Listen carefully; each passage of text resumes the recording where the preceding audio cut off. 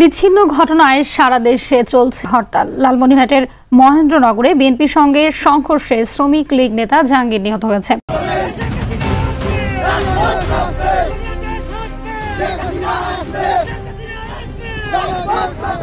গত 5 আগস্ট শেখ হাসিনা সরকার পতনের পর সাংগঠনিকভাবে রীতিমতো বিপর্যস্ত হয়ে পড়েছিল আওয়ামী লীগ, কিন্তু গত কয়েক মাসে সেই বিপর্যয় কাটিয়ে আবারও ঘুরে দাঁড়িয়েছে দলটি। অন্তর্বর্তীকালীন সরকারের পদত্যাগ, নেতাকর্মীদের ওপর হামলা মামলা ও গণতন্ত্র পুনরুদ্ধারের দাবিতে সাবেক প্রধানমন্ত্রী শেখ হাসিনার ডাকা হরতালে সারা দেশ জুড়ে হরতালের সমর্থনে বিক্ষোভ মিছিল করেন আওয়ামী লীগের নেতাকর্মীরা।